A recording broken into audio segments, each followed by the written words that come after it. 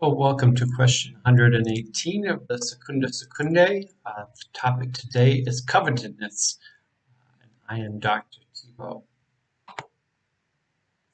The issue of covetousness, as you notice if you've seen a few of these videos, I often start with a quote or something from the Catechism, the Baltimore Catechism. Fortunately, with covetousness, I can't exactly pull one quote. I could probably spend a few different presentations just on the Catechism's approach to covetousness, because the term covet appears both in the ninth and 10th commandments of the Ten Commandments. Therefore, there's a lot of emphasis put on the Ten Commandments as a teaching tool. Therefore, the Baltimore Catechism and Catechism the modern Catechism has a lot to say about it, although it can also be a bit redundant when you do that and then you come back to St. Thomas, because there is a lot in common. So I'll just point you towards the Catechism if you are interested in that, although there are some distinctions which are worth pointing out. Covetousness is wishing to acquire or to keep material goods immodestly. Um, that's a quote from the Summa itself. It is called the immoderate love of possessing. If you noticed, it's not the immoderate love of the physical thing, it's the love of the chase. It is part of the internal desires rather than it is of the material object. We'll flesh out a little bit later on. The Catechism, when it reflects on both the ninth commandment, thou shalt not covet thy neighbor's wife, and the 10th commandment, thou shalt not covet thy neighbor's belongings, the term in English we get is covet. But the Catechism points out a good distinction which is relevant within the Summa as well. And that is the ninth commandment, which forbids one from coveting one's neighbor's wife, is about carnal concupiscence, which is actually the term in Latin. When you look to the Ten Commandments in Latin, is concupiscence, which is the sin of lusting after one's neighbor's wife, versus the 10th commandment, which forbids the coveting of a neighbor's possessions, which actually uses coveting. It's avarice, which is the traditional term when related to coveting. So there is a difference between coveting from English and coveting in Latin. In the Latin, there's two words for what we use as one word. Is covetousness only for money or anything else? And now this is an interesting distinction, as I just pointed out in the last slide. The ninth commandment is different wording than the 10th commandment, although we use the same word covet in it.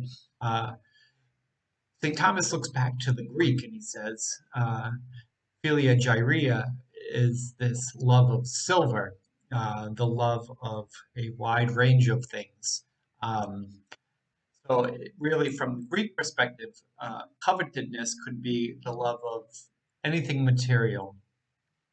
In the Latin, it's avarice, and is often contributed to the love of money. But if you recall from question 117 last week on liberality, go back to that if you want to watch it, is this term of pecora, which is an ancient term that referred to the flocks of sheep. So everything was, before this idea of coin money or paper money, gold money, it was sheep, that people were trading livestock. A person's wealth was on their livestock, not on the amount of coins they had. So anything that can be traded, it could be turned into coins, it could be turned into currency, is money. So anything material, anything that can be sold or bought for currency is money in an Aristotelian sense, which is what St. Thomas uses. So he kind of balances it off. He said, well, it's really about money, but it can also be about more if it can be traded for money. Now he stuck a little bit with Gregory's writings in his homilies, where Gregory also refers to coveting high places or great knowledge. there's other things which could be coveted other than things that can be bought. Great knowledge or high places aren't something that is traditionally traded for currency. Uh, Especially knowledge is hard to trade knowledge for currency, but he puts that under there too. So St. Thomas says, these modern problems that we have, when we say somebody has something, to have something before, in the more ancient sense, was to have something material. Now he says, now people say to have knowledge, to have high places, to have a spouse. You can have a lot of things which aren't material. So he says, well, we'll open it up to that. But I think if you were to say spouse, you now move into the idea of concupiscence. So I think as long as you keep it in the material realm, you're more in line with what the traditional idea of covetousness is. Just high places or knowledge is not kind of traditional, although you can extend it in some way. Uh, is covetousness natural? One of the claims is, well, if it's natural, it's natural for man to want to desire to have money and possessions and comfort. This is normal. Um, how could it be bad if it's natural, if it's normal? Um, and he points out that anything which is a desire is not in and of itself a sin, right? This is kind of one of the basic principles of sin is that uh, somebody simply having the desire, if somebody sees a woman or man that they're interested in, and they immediately have some desire for that person, they immediately put those feelings into the right ordering, then the desire itself is not sinful, it's not disordered, it's just a desire. If you dwell on the desire and you foster the desire and you imagine the desire, you act on the desire, then it becomes sinful. But the mere desire itself is not intrinsically sinful. But he said, if you desire in a covetous way, then it's an excessive amount of desire. So it's beyond the amount of desire one would normally have as a rule of thumb. This would be an excessive amount of desire, therefore it's not natural any longer. It's beyond that. Um, and he also points out in his response, he says, natural inclinations should be regulated according to reason, which is the governing power of human nature. So just by something being natural, it doesn't mean all of a sudden that it's devoid of disorder. There's many things that humans are naturally inclined to, which are not the proper ordering things. So if you're married and you're chasing after other people in a sexual way, well, that might be natural. It might come from natural desires, but it is a disordered act because it violates the reason, the proper mental ordering of what marriage is about. So it doesn't let us off the hook just simply because there's a natural inclination to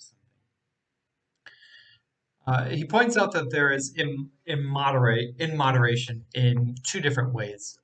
One is to obtain money beyond due by stealing or retaining another's property. Uh, this is a violation, he says, of justice. This is an unjust thing if you were to take somebody's belongings. If you do that, then you have acquired a debt. You owe somebody something if you take their belongings. So that's not what he's talking about really when it comes to covetousness. Um, Immoderation in interior affections for riches. This is an interior disorder. It is about the passions. It is a disordering of the passions. Uh, it's not clearly if you were to kill someone to steal their money, there are multiple sins on that. But this is just the desire. This is just dwelling with it within one's own mind. This doesn't actually even uh, come into fruition the way violation of justice does. This, in some ways, is just a violation of liberality, which, as you might notice, it does fall under the bigger topic of um, justice, which we talked about in question 117. Now, if anybody is familiar with the Church Fathers, you'll realize that the Church Fathers don't let us off so easily when it comes to coveting and possessing and hoarding. Right? If anybody who knows even an elementary level of St. John Chrysostom or St. Basil will know this. St. Basil wrote, "It is the hungry man's bread that you keepest back, the naked man's cloak that you hoardest, the needy man's money that you possessest. Hence thou despoileth as many as thou mightest succor."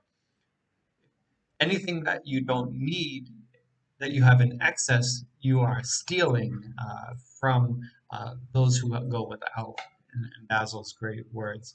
St. John Chrysostom also have many lines, but one of them that St. Thomas points to is lust for money brings darkness on the soul.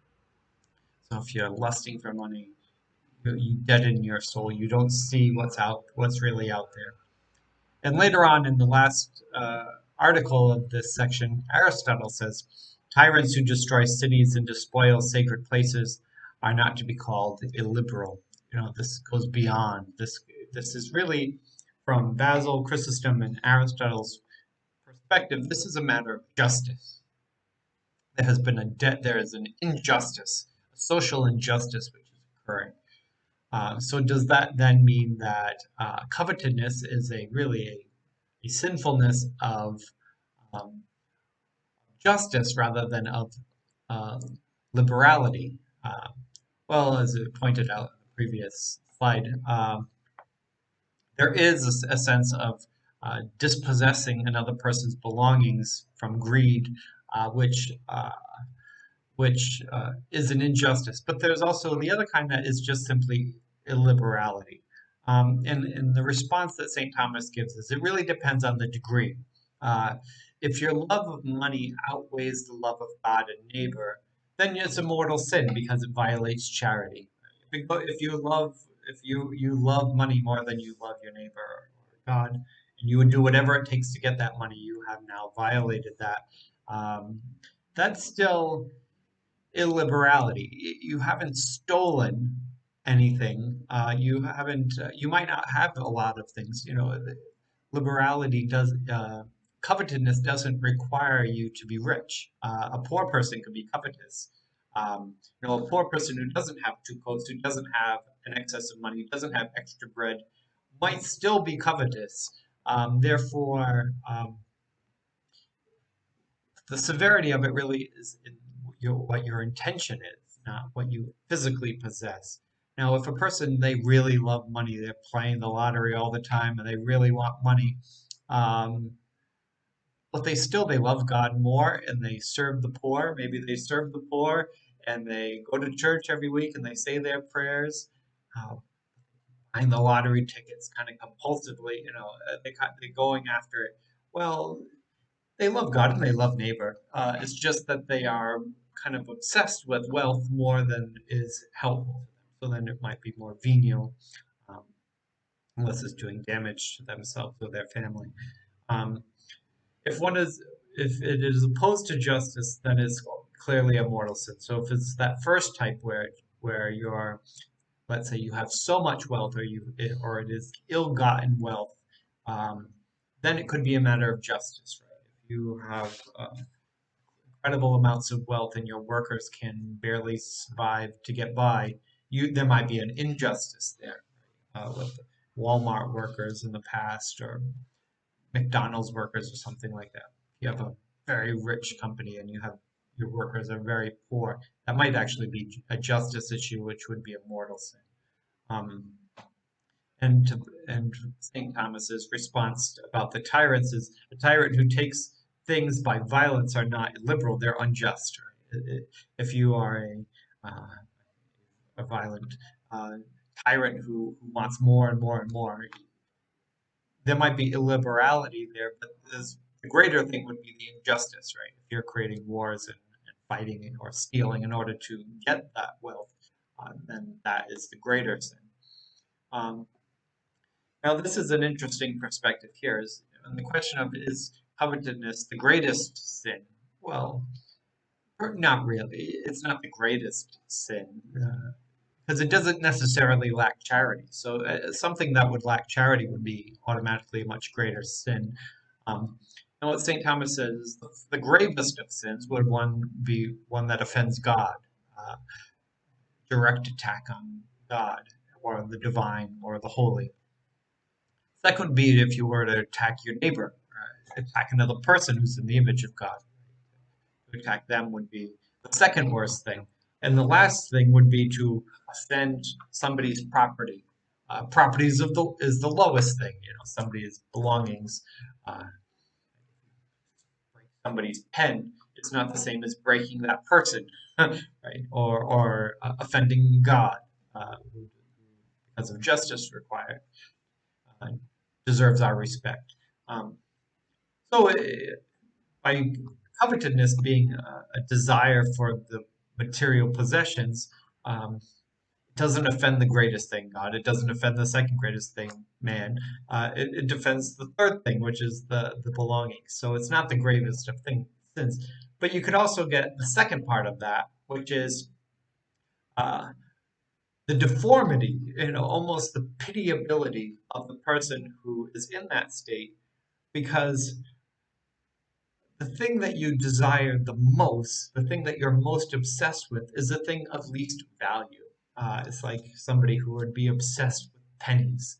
Like, why would you be obsessed with pennies? If you're going to be obsessed with anything, be obsessed with something that's worth something, not something that's worthless. If you've ever seen the show Hoarders, you can see people who are they can't imagine parting with literal trash, right? They couldn't get rid of uh, old papers that they don't need that have gotten wet and have animal feces on it. They can't imagine parting with that. So if you put that as your main focus, if that's your main driver, then that's a huge deformity, right? That's a huge disordering of the goods, right? You have put as the highest good the thing that is the least good, the least highest good. And it reminds me of the line from A Man for All Seasons, where Richie Rich, Richard Rich, he lies against and perjures himself against Sir Thomas More, St. Thomas More, for a position within Wales. What good is a man to uh, what good is a man to gain the whole world to lose his soul? But for Wales, right? If you were going to sell your soul, uh, uh, gain the whole world, that's still a disordering. But for Wales, you would sell your soul. This is even more so, not even for an entire country, but for some money, for a car, for a house. You would sell your soul for that. How how pitiable is the feeling you can get from it because of the great deformity of it. St. Thomas says that covetousness really is a spiritual sin rather than a cardinal sin. And that was a question, because they seek money and material possessions, is it cardinal? Then no, it's really not cardinal because it's not about um, the things of the flesh. So a person who has lustful desires wants to be physically with that person, probably a woman, but you want to be with that person in the flesh. Uh, or if you are, another cardinal sin could be of the stomach, he says, of the table, gluttonous behavior of consuming food. Um, this is really a spiritual sin. It's of the psyche, which I think if anybody, again, goes to and will ever watches the television program Hoarders, it is psyche. It's psychological. When people are dealing with a hoarder, they are frequently getting angry with them because they say, "How can you put so much value on something that's so valueless? You're buried in physical trash. How can you do this?" And they yell at the loved one who's doing this, and the psychologist has to come in and say, this is a mental disorder. This is a psychological imbalance. Uh, they are not really choosing it at this point. They have created a habitus of this. It has become a defense mechanism. It has become part of their character. It's become their mental disposition, to use some of the Aristotelian language.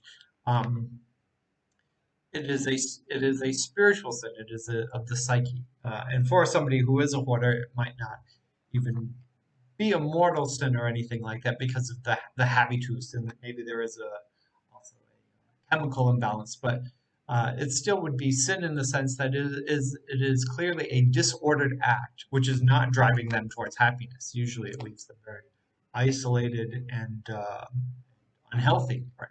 So it is clearly a disorder from strictly definitional understanding of it. Um, St. John Chrysostom, when he talks about this, I think there's still an element that this is, quite relevant today. He said the covetous man is like the demoniac.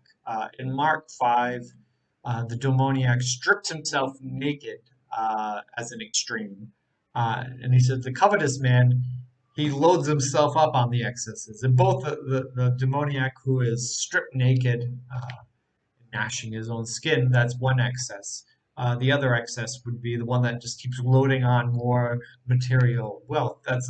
It's irrational. It's psychological. It's a part of the psyche, right? And maybe there's an element of it being demonic, right? I don't want to strictly strip that away. It doesn't mean that the person would be um, possessed by the devil as a possession, but maybe some type of spiritual obsession. If the devil gets you to become obsessed with material wealth, it leaves the person isolated and alone and separated from union with neighbor and God. I think there is an element of that. If you see a person who's living in a hoarding situation, um, it's like they're living in a living hell, in a sense, isolated and marginalized in many ways. Uh, could their devil be part of that?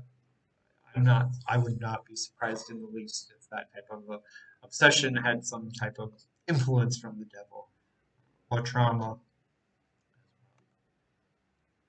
Uh, Question is asked: is covetousness a capital sin? Which I think is a question that brings into this new idea of capital. So what would be a capital vice? And it's a vice that leads to other vices. It's a vice that is the principle, and it sends forth its agents, um, which are the daughters of daughter vices of the capital vice. Although when we typically think of a principle and an agent, we think of a principle as the starting point, and the agents go out from. In this sense, the principle is a principal end. So the end is this covetedness, and it draws the agents in. The agents are all aiming at this capital vice.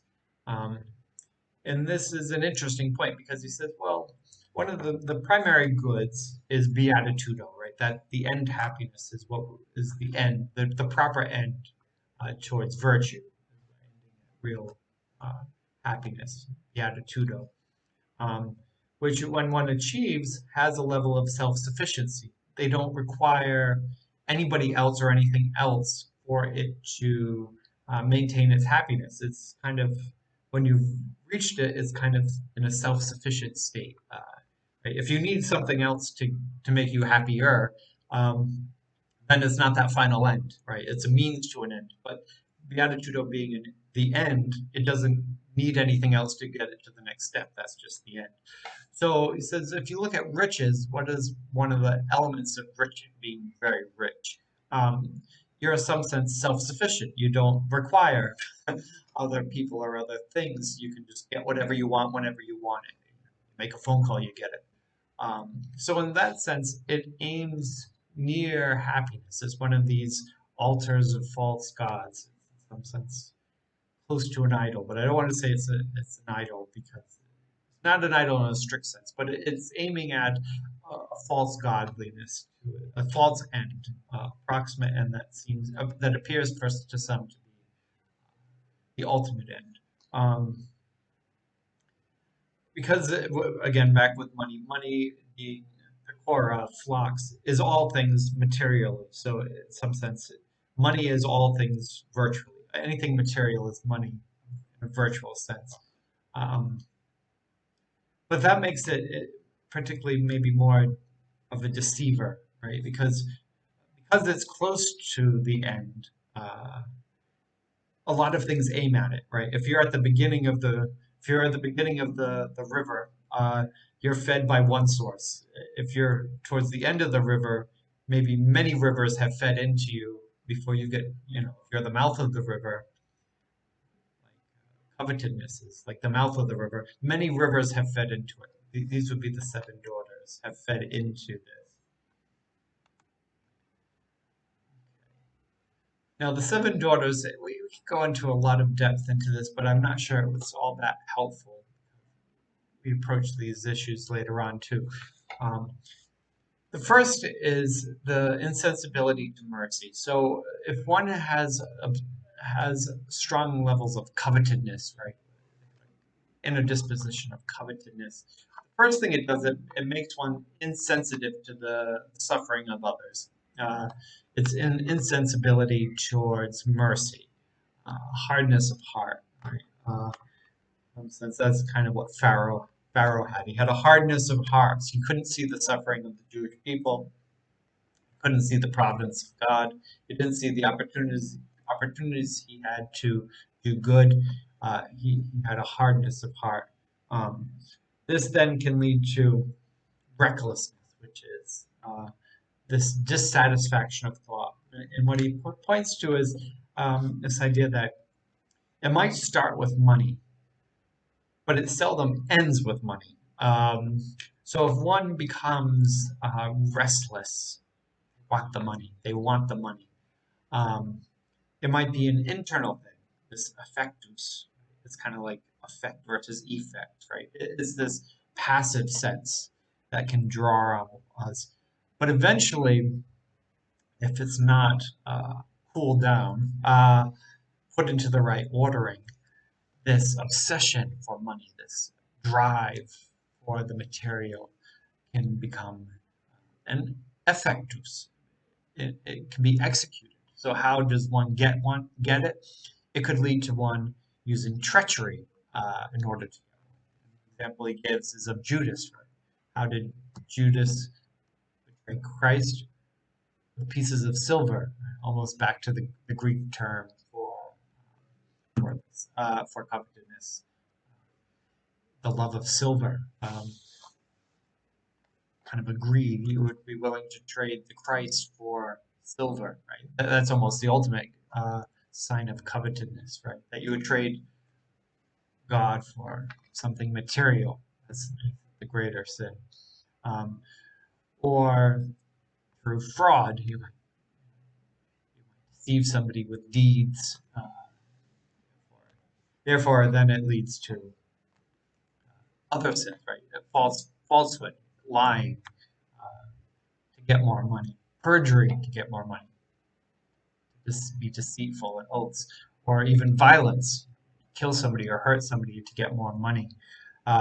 So it is covetousness is a principal vice because from this vice leads to all of these daughter vices, all of these other vices, which in some ways could even be worse, right? But it's the thing that drives them. It's their intention. Covetousness is the intention.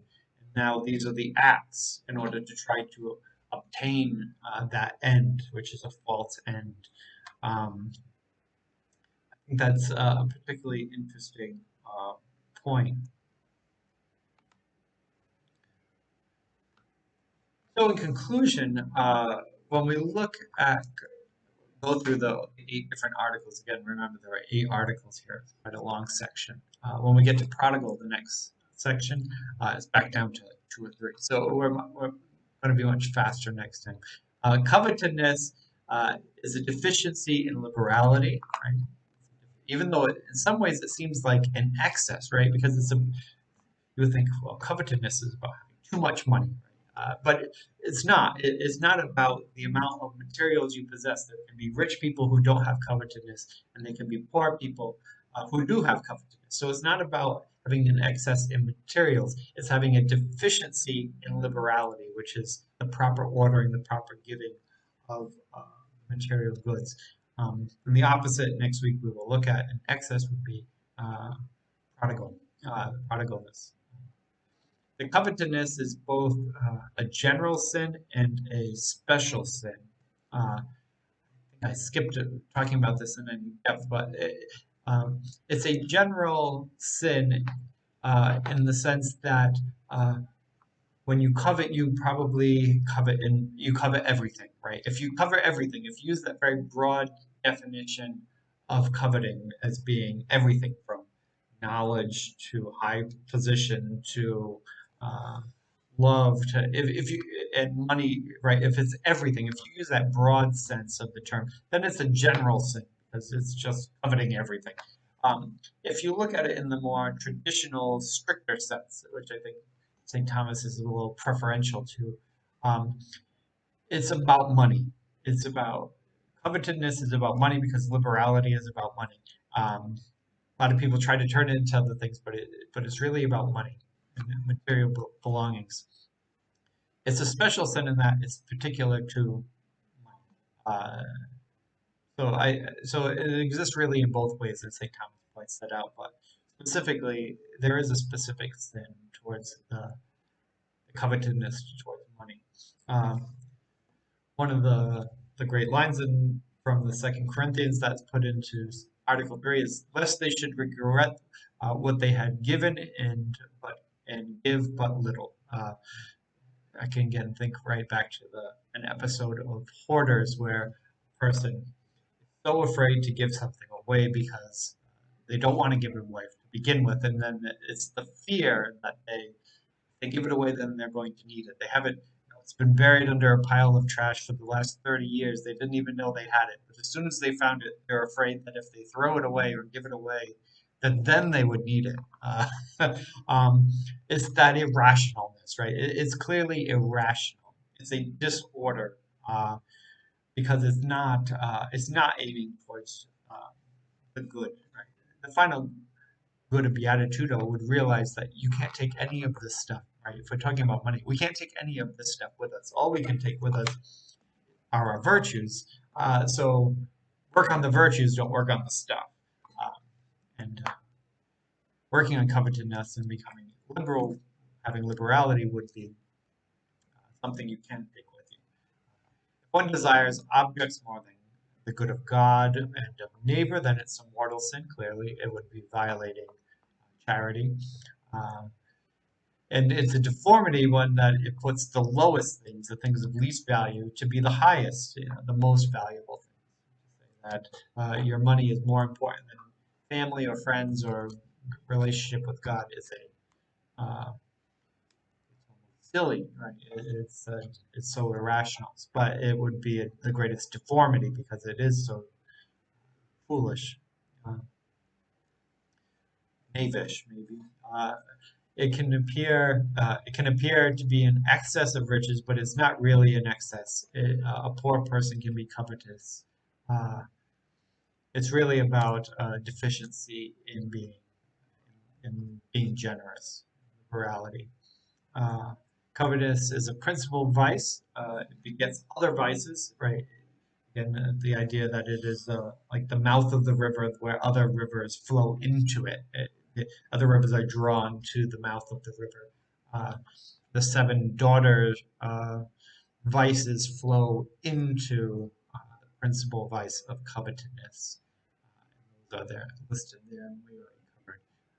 So that's all I have on covetousness. We will talk about it a little bit again in the next lesson, since it's it's the excess, it's prodigal.